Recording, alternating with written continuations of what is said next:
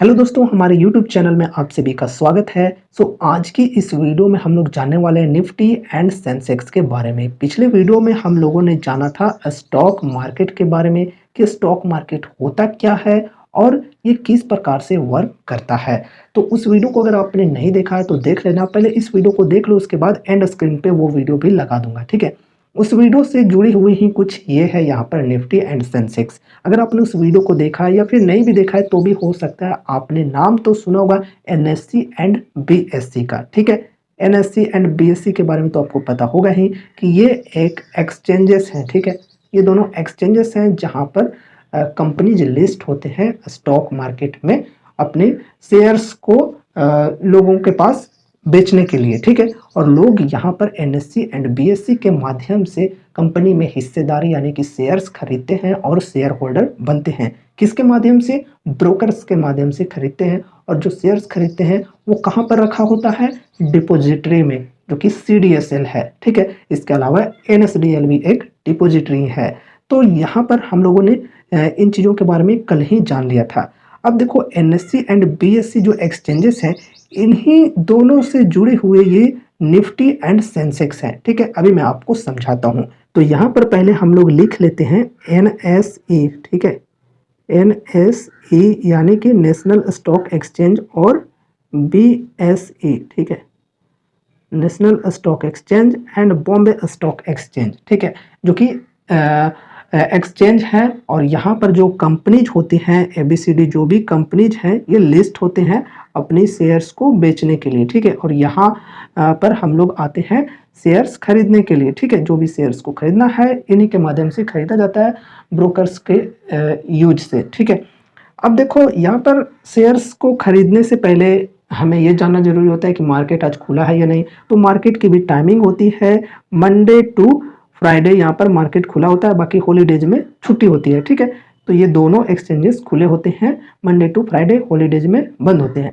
अब यार, जब मार्केट खुला होता है तब जो कंपनीज होते हैं उनकी शेयर प्राइस जो है वो कभी घटती है, कभी बढ़ती है, डिपेंड करता है कंपनी की न्यूज के ऊपर। अगर कंपनी काफ़ी ज़्यादा प्रोग्रेस कर रही है, for example Tata Motors EV लेकर आ रही है, तो ईवी के चक्कर में अब आगे ईवी का फ्यूचर है, तो लोग टाटा मोटर्स को खूब ज़्यादा बाई कर रहे हैं। तो ऐसे में टाटा को खूब बाई कर रहे हैं तो उसकी शेयर प्राइस बढ़ेगी ही बढ़ेगी, महंगा होगा ही। अगर आप नॉर्मली देखोगे तो सब्जी बाजार में भी किसी चीज़ की ज़्यादा डिमांड होती है तो उसकी प्राइस जो है वो बढ़ने लगती है। तो वही चीज़ यहाँ पर भी होता है। कोई कंपनीज पर अगर लोग बहुत ही ज़्यादा बाई करते हैं तो शेयर प्राइस उनकी बढ़ते जाती है। और कोई कंपनी को अगर लोग सेल कर रहा है, शेयर्स कोई खरीद कर रखे हैं, लेकिन उसमें कुछ ऐसी प्रॉब्लम्स हैं, कुछ ऐसे न्यूज हैं, कुछ घोटाला का न्यूज आया या फिर कुछ और भी कंपनीज के ऊपर आरोप आया, तो लोग उस कंपनी से निकलना चाहते हैं कि भाई मेरा पैसा ना बर्बाद हो जाए। तो इस चक्कर में लोग कंपनी के शेयर्स को सेल करते हैं, और जितना ज़्यादा सेल करने लगते हैं तो यहाँ पर उनका शेयर प्राइस गिरने लगता है, ठीक है। तो इस प्रकार से शेयर प्राइस घटता है और बढ़ता है न्यूज़ के ऊपर या फिर कंपनी की ग्रोथ के ऊपर, ठीक है, कंपनी की रेपुटेशन के ऊपर। बाकी शेयर प्राइस घटता क्यों है, बढ़ता क्यों है, इसके ऊपर सोच रहा हूँ एक डिटेल्स में वीडियो बना दूँ। अगर आप लोग चाहते हो तो कमेंट कर देना, ठीक है। तो शेयर प्राइस घटता है, बढ़ता है, घटता है, बढ़ता है। और इस प्रकार से जिस भी बंदे को खरीदना होता है, यहाँ पर जो भी प्राइस सोच कर रखा है यहाँ पर कि मैं 500 रुपये पर टाटा मोटर्स की शेयर खरीदूंगा, और 500 रुपये पर जैसे ही उसकी प्राइस डिस्काउंट हो जाती है 1000 से 500 पर चली जाती है, तो वो तुरंत से बाई कर देता है कि हाँ मुझे सस्ता मिल रहा है तो मैं इस शेयर को खरीदूंगा, ठीक है। या फिर जो भी उनके अनुसार जिस भी प्राइस पर लोग खरीदना चाहें, ठीक है। तो इस प्रकार से जो कंपनीज होते हैं उनकी शेयर प्राइस डेली कम बेसी होते रहती है। कम ज़्यादा कहने का मतलब है, ठीक है। तो कम ज़्यादा होते रहता है, ठीक है। अब देखो, यहाँ पर मैं ये शेयर प्राइस की तरफ क्यों गया वो भी मैं आपको क्लियर करता हूँ। अब देखो, यहाँ पर जो एनएससी है, एनएससी के अंदर जो कंपनीज लिस्टेड हैं वो मैंने आपको पिछले वीडियो में बताया था, लगभग 2200 कंपनीज लिस्टेड हैं, और इसके अंदर लगभग 5300 लिस्टेड हैं, ठीक है।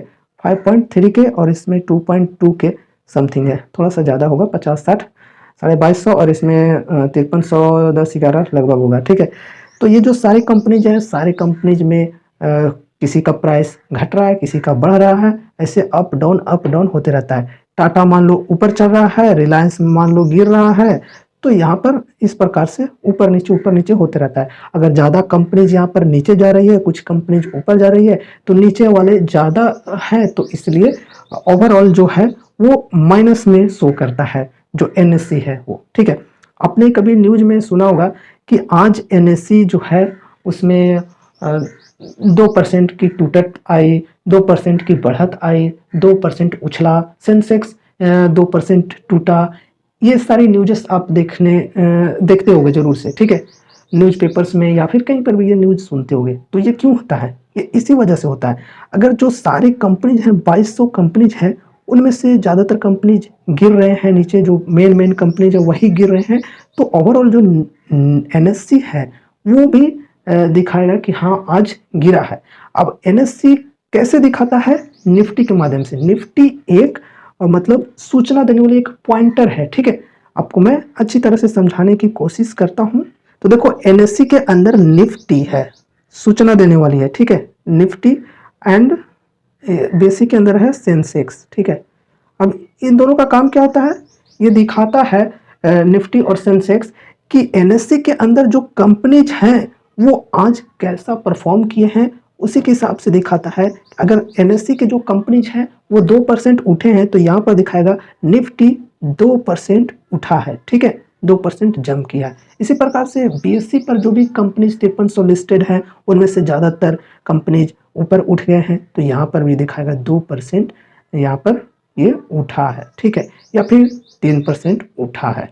इस प्रकार से आपको देखने को मिल जाएगा 3% बढ़त, 2% बढ़त, या फिर इसी प्रकार से ज़्यादातर कंपनीज गिर जाते हैं तो 2%, -2%, -3%, इस प्रकार से दिखाता है। तो निफ्टी और सेंसेक्स दोनों एक पॉइंटर की तरह काम करते हैं कि मतलब एनएससी के जो कंपनीज हैं वो निफ्टी के तौर पे दिखाए जाते हैं और बीएससी के जो कंपनी है वो सेंसेक्स के तौर पे दिखाए जाते हैं। आसान भाषा में और मैं समझाने की कोशिश करूंगा आपको। निफ्टी के अंदर देखो 2200 कंपनी है, तो पूरे 2200 को कैलकुलेट करके नहीं दिखाया जाता है। साथ ही साथ बेसिक के अंदर 5300 कंपनीज है, तो पूरे 5300 को कैलकुलेट करके नहीं दिखाया जाता है। निफ्टी के अंदर जितने भी 2200 कंपनीज हैं, उनमें से जो 50 बड़े कंपनीज होंगे, ठीक है, उसे निफ्टी 50 कहा जाता है। ठीक है, तो निफ्टी के जो 50 बड़े कंपनीज होंगे, जो सबसे दिग्गज कंपनीज हैं, अब उनमें नाम किसका किसका है? जैसे रिलायंस इंडस्ट्रीज हो गई, टाटा मोटर्स हो गया, फिर बजाज फाइनेंस हो गया, अल्ट्राटेक सीमेंट हो गया, फिर एशियन पेंट्स और भी बहुत सारे HUL, नेस्ले, ये सारी जो कंपनीज है ये काफ़ी बड़ी मार्केट कैप वाली, काफ़ी ह्यूज कंपनी, मतलब एकदम बहुत बड़ी बड़ी जायंट कंपनीज है। ठीक है, इंडिया के टॉप कंपनीज हैं ये, जिनका नाम अभी मैंने बोला है, आपको भी पता होगा। निफ्टी 50 के अंदर ये 50 बड़े बड़े कंपनी होते हैं, सभी के बारे में तो नहीं बोल सकता यार, उतना याद नहीं रहता है। और नेक्स्ट वीडियोज़ में मैं निफ्टी 50 के जो कंपनीज है वो दिखाऊंगा और बताऊंगा भी। ठीक है, अब इसी प्रकार से सेंसेक्स का जो होता है वो होता है 30 कंपनीज। ये 30 कंपनीज ही लेकर चलता है, और जो इसमें 50 कंपनीज हैं, इसी में से जो बड़े बड़े 30 कंपनीज होते हैं वो सेंसेक्स दिखाता है। जैसे Tata Motors, Bajaj finance, Reliance, HDFC bank, जो भी है वो सारे जो बड़े बड़े 30 कंपनी होते हैं। बीएससी में से 5300 कंपनी जो मैंने आपको बताया था, 53 में से टॉप जो 30 कंपनीज होंगी, टॉप 30 जो मतलब सबसे दिग्गज वाले 30 कंपनियां होंगी, वो सेंसेक्स 30 के अंदर दिखाए जाते हैं। ठीक है, अब निफ्टी के अंदर एनएससी के अंदर मैंने बोला 2200, मैं बार बार बता रहा हूं ताकि आपको याद रहे। एनएससी के अंदर 2200 जो कंपनीज है वो भी आपको ये तो पता होगा ही, इसमें 5300 है, इसमें 2200 है, लेकिन जरूरी नहीं है कि सभी जो 2200 या फिर सभी जो 5300 वो सभी बड़े बड़ी कंपनी, कोई छोटे कोई बड़े, इस प्रकार से कोई मीडियम साइज के। ठीक है, कोई लार्ज कैप, कोई मिड कैप, कोई स्मॉल कैप है।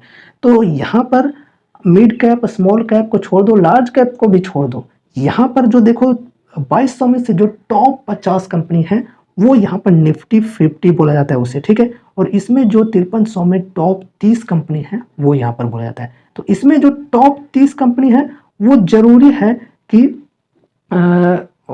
निफ्टी 50 में रहेगा ही रहेगा। ठीक है, अभी गलती से इरेज हो गई थी। ठीक है, निफ्टी एंड सेंसेक्स। ठीक है, तो इसमें 30 कंपनीज हैं, इसमें 50 कंपनीज हैं। ठीक है, तो इसमें जो 30 कंपनीज हैं पॉपुलर, जो बड़े बड़े कंपनीज हैं, वो जरूरी है कि यहाँ पर वो कंपनीज देखने को आपको मिलेंगे ही मिलेंगे। ठीक है, तो इसके अंदर 30 कंपनीज, इसके अंदर 50 कंपनीज।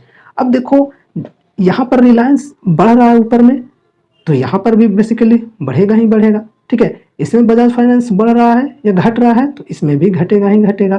तो इस प्रकार से यहाँ पर ये चलता है। और ओवरऑल जो 50 में से अगर जो भी बड़े बड़े कंपनीज हैं उनमें से 10 अगर गिरता है, लेकिन 40 अगर निफ्टी के अंदर अच्छा खासा मतलब तेजी रहता है उसमें, तो ओवरऑल बोला जाएगा कि निफ्टी आज बुल रन में रही, मतलब अपर साइड में रही। अब जितने परसेंट से रहेगा उतना परसेंट बताया जाएगा कि यहाँ पर +2% आज निफ्टी ऊपर चढ़ी है। और उसी प्रकार से यहाँ पर 30 कंपनीज में से सभी में लड़ाई चलता है, सभी कंपनीज में लड़ाई चलता है, कोई ऊपर जा रहा है, कोई नीचे जा रहा है। और ओवरऑल जो ज़्यादा मतलब वोट लेकर आता है, मतलब जो ज़्यादा जिसकी संख्या रहती है, गिरने वाले की संख्या ज़्यादा रहती है, तो ओवरऑल जो सेंसेक्स की जो वैल्यू है वो माइनस में हो जाएगी, ठीक है। तो -2%।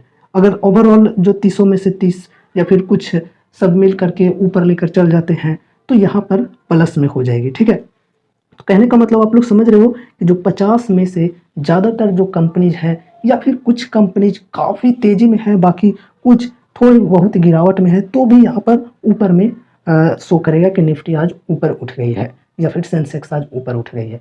तो घटने और बढ़ने के पीछे यही चीज़ें होती हैं कि जो 50 कंपनी हैं या फिर यहाँ पर 30 कंपनीज हैं, उनमें से कौन लोग ज़्यादा हावी हो रहे हैं। मतलब एक होता है बुल और एक होता है बियर, ठीक है। बुल का मतलब होता है ऊपर साइड, बियर का मतलब होता है नीचे साइड, ठीक है। तो उसमें बुल रन वाले कंपनीज कितने ज़्यादा हैं और बियर रन वाले कंपनीज कितने ज़्यादा हैं, ये बुल और बियर में मार्केट में हमेशा लड़ाई चलते रहता है, ठीक है। तो 50 में से बुल रन वाले कंपनीज अगर ज़्यादा होते हैं तो मार्केट को लोग ऊपर उठा कर ले जाते हैं, अगर ये बियर रन वाले ज़्यादा रहते हैं तो मार्केट को नीचे लेकर आते हैं। तो इसलिए आपको देखने को मिलती होगी कि निफ्टी आज इतना गिर गई, सेंसेक्स आज इतना गिर गया, टूट गया। तो वही चीज़ें होती हैं, गिरना टूटना, मतलब बियर वाले जो कंपनीज, घाटा वाले कंपनीज हैं वो ज़्यादा है, माइनस में कंपनीज कुछ ज़्यादा जा रहे हैं, ज़्यादा कंपनीज जो बड़े बड़े कंपनीज हैं वो गिर रहे हैं, इसलिए निफ्टी और सेंसेक्स माइनस में जाती है, टूटती है। और जहां पर आप लोग देखो कि निफ्टी आज ऊपर में बढ़ रही है, ऊपर साइड में है, बुल रन में है, तो मतलब समझना कि कंपनीज जो है, बुल वाली जो कंपनी जो वो काफ़ी ज़्यादा है, जो कि ऊपर लेकर जा रहे हैं। गिरने वालों की संख्या आज कम है, ये आप लोग समझ सकते हो, ठीक है। जैसे आपको मैं कुछ इमेजेस दिखाता हूँ यहाँ पर, ठीक है। ये निफ्टी 50, ये देखो BSE का जो बॉम्बे स्टॉक एक्सचेंज है, उनका जो ऑफिस है मेन मुंबई में, वो आपको देखने को मिलेगा। यह है NSE का ऑफिस, ठीक है। ये देखो बॉम्बे स्टॉक एक्सचेंज में यहाँ पर कुछ इस प्रकार से ये ऑफिस है, और यहाँ पर देखो आपको ये देखने को मिलता होगा, यहाँ पर ये चीज़ें देख रहे हो। टाटा मोटर्स यहाँ पर 2.5% बढ़ा है, टाटा पावर 0.2% बढ़ा है, कुछ इस प्रकार से यहाँ पर आपको वो देखने को मिलती होगी निफ्टी के अंदर, ठीक है, और सेंसेक्स के अंदर। तो देखो जिस प्रकार से अभी मैंने आपको बोला कि जो टॉप कंपनीज होती हैं वो बढ़ती हैं, तो अगर ज़्यादा बढ़ने वालों की संख्या रहती है तो वो लोग मार्केट को ऊपर लेकर जाते हैं, निफ्टी या फिर सेंसेक्स को।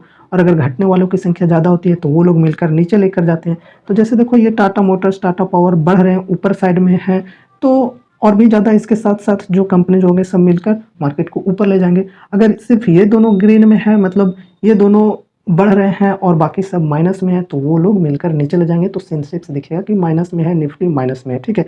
तो कुछ इस प्रकार से यहाँ पर निफ्टी और सेंसेक्स दोनों मिलकर यहाँ पर मार्केट की सिचुएशन बताते हैं, मार्केट का स्थिति बताते हैं कि मार्केट में आज कैसा दिन रहा, ठीक है। ज़्यादा बढ़त रहा या ज़्यादा घटत रहा, ये सारी चीज़ें निफ्टी एंड सेंसेक्स हमें बताती है, ठीक है। अगर अभी भी कुछ भी समझने में दिक्कत हुई होगी निफ्टी एंड सेंसेक्स के रिगार्डिंग, तो आप लोग कमेंट करना, ठीक है। और कमेंट में बताना पॉसिबल रहा तो कमेंट में बता दूंगा, और अगर कमेंट में बताना पॉसिबल नहीं रहा तो मैं उसके लिए एक सेपरेट वीडियो भी बनाकर बता दूंगा, समझा दूंगा, ठीक है। और मुझे उम्मीद है कि ये वीडियो आप लोगों को ज़रूर से समझ में आई ही होगी, तो वीडियो को लाइक कर देना, और चैनल पर नहीं हो तो सब्सक्राइब कर लेना। तो मिलते हैं अगले नए वीडियोज़ के साथ, तब तक के लिए goodbye and take care, thank you.